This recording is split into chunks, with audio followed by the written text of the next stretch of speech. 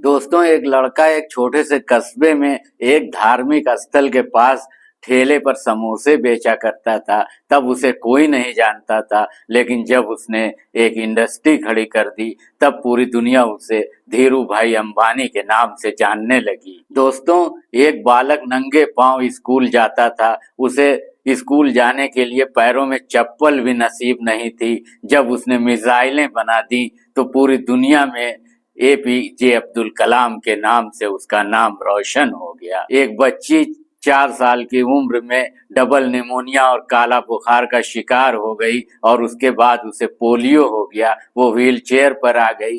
डॉक्टरों की राय थी कि अब ये लड़की कभी अपने पैरों पे चल नहीं सकती है, लेकिन वो लड़की न केवल व्हील चेयर से खड़ी हो गई, न केवल चली, बल्कि 1960 के बीजिंग ओलंपिक में दौड़ प्रतियोगिता में 3 गोल्ड मेडल जीतकर एक विश्व कीर्तिमान बना दिया। दोस्तों, एक नवयुवक आंखों में बड़े बड़े सपनों के चिराग जलाए हुए मुंबई की सड़कों पर भटक रहा था। काम ढूंढ रहा था, काम नहीं मिल रहा था, जेब में पैसे खत्म हो गए थे, भूखों मरने की नौबत आ गई थी। ऑल इंडिया रेडियो से एक न्यूज रीडर की वैकेंसी आई। उस वैकेंसी को उसने भरा और इंटरव्यू में उसकी आवाज को खराब करार देकर रिजेक्ट कर दिया गया। आज वही व्यक्ति अपनी 15 सेकंड की आवाज किसी विज्ञापन में देने के लिए 15 करोड़ रुपए चार्ज करता है। दोस्तों, आप समझ गए होंगे मैं सदी के महानायक अमिताभ बच्चन की बात कर रहा हूँ। दोस्तों, एक लेखक है, उसने एक किताब लिखी और 70 प्रकाशकों ने बारी बारी से उसकी किताब को घटिया करार देकर छापने से इनकार कर दिया। प्रकाशकों ने कहा कि इसमें तो कोई ऐसी बात ही नहीं है कि इसे छापी जाए, पाठक इसे क्या पढ़ेंगे, ये तो गोदामों में पड़ी पड़ी डंप हो जाएगी। तरह तरह कई प्रकाशकों ने उस लेखक को अपमानजनक चिट्ठियां भी लिखी, लेकिन वो लेखक था कि डटा रहा और आखिरकार उस किताब को चूंकि छपना था, इसलिए एक प्रकाशक ने उस किताब को छाप दिया और उसके बाद वो किताब इतनी प्रसिद्ध हुई कि उसकी 1 करोड़ से ज्यादा प्रतियां बिक चुकी हैं। उस किताब ने जाने कितने लोगों का जीवन बदल के रख दिया है। क्या आप जानना चाहते हैं कि उस किताब का नाम क्या है? दोस्तों, उस किताब का नाम है यू कैन विन, जीत आपकी, जिसको शिव खेड़ा ने लिखा है। और इस किताब को पढ़कर जाने कितनों की जिंदगियां बदल गई हैं, जाने कितने निराश, हताश और असफल लोग सफल हो गए हैं, आशावादी हो गए हैं, जाने कितनों के नजरिए में एक महान परिवर्तन घटित हो गया है, जाने कितने की जिंदगियां क्या से क्या हो गई हैं। दोस्तों, इन एग्जाम्पल्स के माध्यम से मैं आपको ये समझाना चाहता हूँ, ये बताना चाहता हूँ कि परिस्थितियां कैसी भी हों मायने नहीं रखती हैं। मायने ये रखता है कि आप उन परिस्थितियों का सामना कैसे करते हैं। आपके सामने चाहे जैसे भी तथ्य हों, उसका कोई अर्थ नहीं होता है, और सब अर्थ तो इसका होता है कि आप उन तथ्यों के साथ कैसे व्यवहार करते हैं, उन तथ्यों का, उन घटनाओं का कैसे सामना करते हैं। दोस्तों, मैं आपको 2 भाइयों की कहानी सुनाना चाहता हूँ। छोटी सी कहानी है। एक एक भाई जो था वो बहुत ही सफल व्यापारी बना और शानदार जीवन जी रहा था, जबकि दूसरा भाई जो था वो नशा करता था, नशीली दवाएं लेता था, अपने बीवी और बच्चों को मारता पीटता था और तमाम गलत काम करता था। तो उससे पूछा गया, जो बहुत सफल था, कि ऐसा क्या है कि आप हर सही काम करते हैं, आप जिंदगी में सफल होते जा रहे हैं, आपको प्रेरणा कहाँ से मिलती है? तो उसने कहा कि मुझे अपने पिता से प्रेरणा मिलती है। तो लोगों ने पूछा कि आपके पिता क्या क्या करते थे? तो उसने कहा कि मेरे पिता जो हैं वो बहुत नशा करते थे और हम लोगों को मारते पीटते थे, स्कूल नहीं जाने देते थे, और मेरी माँ से भी बहुत झगड़ा करते थे, उसको भी मारते पीटते थे, और मेरी माँ दूसरों के घरों में काम कर करके किसी तरह हम लोगों को पढ़ा रही थी। तो फिर वो लोग दूसरे भाई के पास गए और उससे पूछा कि आपके वो भाई जो इतना सफल हैं, कामयाब हैं, वो अपने पिता से ही प्रेरणा ली, वही तो आपके भी पिता हैं ना, तो आप कैसे नशीली दवाएं लेने लगे, आप कैसे सारे गलत काम करने लगे, आप वही सब काम करने लगे जो आपके पिता करते हैं, आपको ये प्रेरणा कहाँ से मिली? तो वो हंसने लगा, उसने कहा कि अरे आप देख नहीं रहे हैं, अंधे हैं क्या? प्रेरणा सामने है, मेरे घर में है, मेरे पिता ही मेरी प्रेरणा है। मैंने बचपन से देखा कि वो नशीली दवाएं लेते हैं, शराब पीते हैं, मेरी माँ को परेशान करते हैं, मारते पीटते हैं, हर गलत काम करते हैं, तो मैं भी वैसा बन गया, इसमें मेरा क्या दोष है? जिस लाइन पे मेरे पिता चले मैं भी चला। तो दोस्तों, इस कहानी का संदेश दिन के उजाले की तरह साफ है कि प्रेरणा एक ही है, वो पिता जो नशा करता है, जो परिवार में झगड़ा करता है, जो बच्चों को स्कूल नहीं जाने देता है, जो दिन भर शराब पीता रहता है, जिसकी माँ दूसरे के घरों में बर्तन माज माज के जिस उसको पढ़ाती है, उसके मेहनत के पैसे की भी शराब पी जाता है, ऐसा पिता और उसके दो लड़के, एक बहुत कामयाब बिजनेसमैन बनता है और वो भी अपने पिता से ही प्रेरणा लेता है, और दूसरा लड़का जो कि बहुत नशेड़ी बनता है, हर गलत काम करता है, वो भी अपने पिता से ही प्रेरणा लेता है।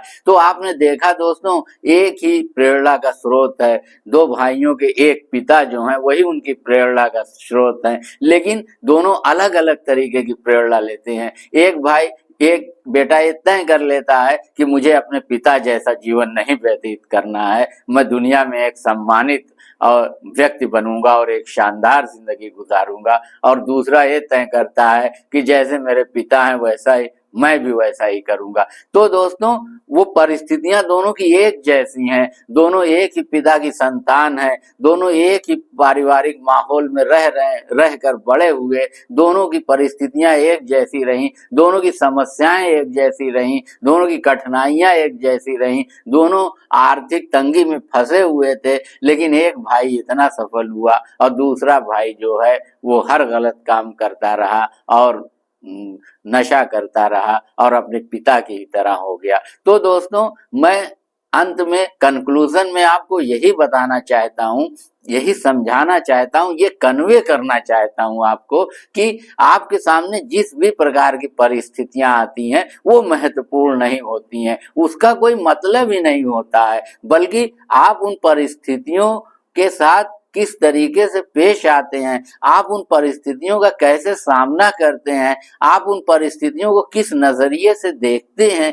ये महत्वपूर्ण होता है। और क्योंकि आपने देखा कि एक ऐसा लड़का जिसके पास पैरों में चप्पल नहीं थी, जिसे किसी तरह नंगे पैर 1 मील चल के स्कूल जाता था, वो लड़का जो है देश का राष्ट्रपति बना, मिसाइलें बनाई, उसे एपीजे अब्दुल कलाम के नाम से जाना जाता है। एक बहुत ही लोअर मिडिल क्लास में पैदा हुआ लड़का जिसकी कोई एजुकेशन भी ज्यादा नहीं हुई, 10th या 12th की एजुकेशन हुई, जो कि एक समोसे बेचा करता था, उसके बाद यमन में जाकर एक पेट्रोल बॉय बना, लेकिन वो सपने देखता था कि उसके पास रिफाइनरीज हो जाएंगी और उसने अपने सपनों को सच कर दिखाया। दोस्तों, क्या परिस्थितियां थी? वही परिस्थितियां थी जो एक लोअर मिडिल क्लास के घर में होती है, आर्थिक तंगी, घर में लड़ाई झगड़ा, माहौल का खराब होना, लेकिन वो उन सब से निकल के गया और उसने रिलायंस इंडस्ट्री खड़ी की और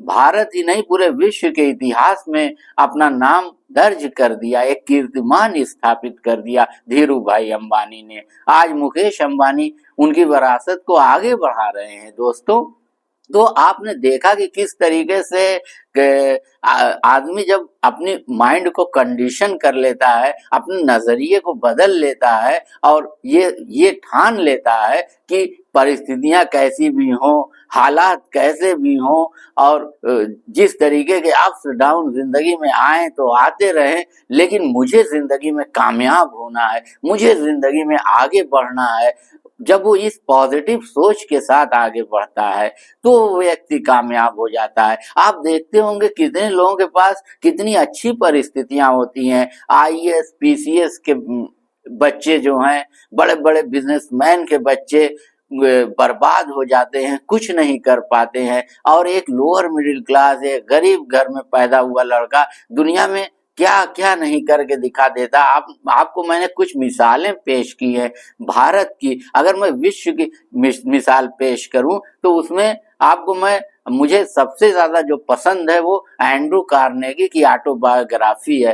एंड्रू कार्नेगी स्कॉटलैंड में पैदा हुए दोस्तों, और एक बहुत गरीब परिवार में पैदा हुए। 8-10 साल के थे कि उनके पिता की मृत्यु हो गई। वो छोटा मोटा काम इधर उधर करते थे, कहीं कार वॉश कर देते थे, कहीं किसी दुकान पे नौकरी कर रहे थे, कहीं सेल्समैन का काम कर रहे थे, और एकाएक वो फिर अमेरिका जाने का उनको मौका मिला।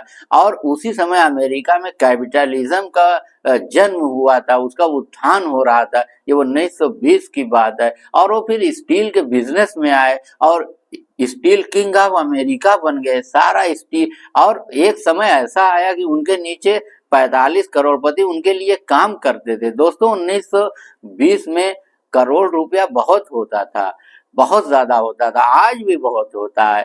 45 करोड़पति 1920 में उनके लिए काम करते थे। उसी में चार्ल्स श्वाब भी थे, जो उनको भी मैं बहुत लाइक करता हूँ। वो चार्ल्स श्वाब भी बहुत गरीब घर में पैदा हुए थे, लेकिन उन्होंने अपनी पॉजिटिव सोच से, इस सोच से कि परिस्थितियां कैसी भी हों लेकिन जीवन में कामयाब होकर दिखाना है, वो भी आगे बढ़े और एंड्रू कार्नेगी के संपर्क में आए। एंड्रू कार्नेगी ने उन्हें स्टील कंपनी का मैनेजिंग डायरेक्टर बनाया और $10 लाख ईयरली सैलरी देते थे। ये उस समय की बात है जब $100 साप्ताहिक पाने वाला, 50 से $100 साप्ताहिक पाने वाला व्यक्ति अमेरिका में बड़ा धनवान और रिच माना जाता था। उस वक्त पर डे $3000 से ज्यादा की सैलरी चार्ल्स श्वाब को मिलती थी। पत्रकारों ने चार्ल्स श्वाब से पूछा कि आपको एंड्रू कार्नेगी इतनी ज्यादा सैलरी क्यों देते हैं? आपको स्टील का बहुत ज्यादा ज्ञान होगा, आप स्टील के दिग्गज होंगे। तो चार्ल्स श्वाब ने हंस कर कहा कि ऐसी कोई बात नहीं, मेरे बहुत ऐसे कर्मचारी हैं जो स्टील के बारे में मुझसे ज्यादा जानते हैं। मैं लोगों के बारे में जानता हूँ, मैं अपने लोगों का उत्साहवर्धन करता हूँ, और उत्साहवर्धन करने का एक ही तरीका है उनकी प्रशंसा करना, उनके अच्छे कामों की सराहना करना। और अगर कोई जाने अनजाने गलती कर दें तो उस गलती को बताने में कंजूसी कर जाना, उसे अवॉइड कर देना, उसे नजरअंदाज कर देना। और इस तरीके से मैं लोगों से काम लेता हूँ। जिसके अंदर जो प्रतिभा होती है वो मेरे लिए काम करता है। मेरा काम है लोगों में उत्साह बढ़ाना, अपने लोगों में उत्साह बढ़ाना, ताकि वो अधिक से अधिक आउटपुट दे सके, उनका परफॉर्मेंस अच्छा हो सके। और उत्साह बढ़ाने के लिए मैं उनकी प्रशंसा करता हूँ, उनके बेहतर कामों की, अच्छे कामों की सराहना करता हूँ। और प्रशंसा और सराहना का मैं कोई अवसर खोता नहीं हूँ, और हर व्यक्ति में मैं कुछ न कुछ बेहतर देखने की कोशिश करता हूँ, क्योंकि ईश्वर ने जितने व्यक्तियों को बनाया है उसमें कुछ न कुछ बेहतर डाला है। हम जिस रंग का चश्मा लगा के जिसको देखेंगे वो उसी रंग का नजर आएगा। हर व्यक्ति के अंदर दोस्तों खूबियां भी हैं, कमियां भी हैं। आप जिस पर निगाह डालें वही आपको दिखाई पड़ेगी। लेकिन खूबियों को देखना बड़ा कठिन काम है, कमियों को देखना बड़ा आसान है, क्योंकि निंदा करने को मिलता है और निंदा करने में बड़ा रस आता है दोस्तों। आलोचना करने में बड़ा आनंद प्राप्त होता है, लेकिन उससे कोई लाभ नहीं होता।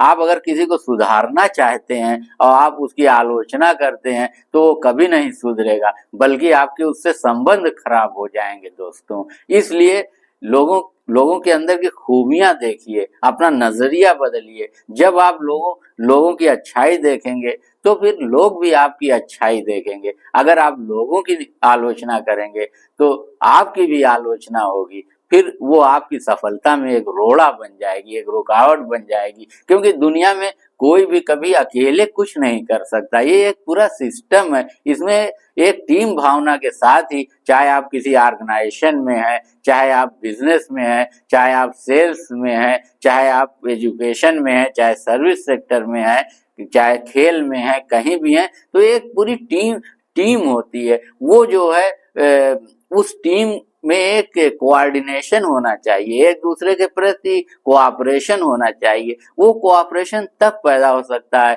किसी भी फील्ड में आप हो, वो तभी पैदा हो सकता है जब आप लोगों की प्रशंसा करेंगे, लोगों में खूबियां देखेंगे, क्योंकि खूबियां तो हैं ही हैं लोगों में, अच्छाइयां तो हैं ही हैं लोगों में, लेकिन आप क्या देखते हैं? अगर आप और हम सिर्फ उसकी कमियां देखेंगे तो वो व्यक्ति जो है हमसे दूर हो जाएगा, वो हमारे लिए लाभप्रद नहीं रह जाएगा, वो हमारे रास्ते में रोड़े तो अटकाएगा लेकिन हमारे रास्ते को कभी हमारे लिए साफ नहीं करेगा, कभी हमें आगे बढ़ने में वो सहयोग नहीं देगा। इस तरीके से हम एक दूसरे की शक्तियों को कम करेंगे, एक दूसरे को कमजोर करेंगे।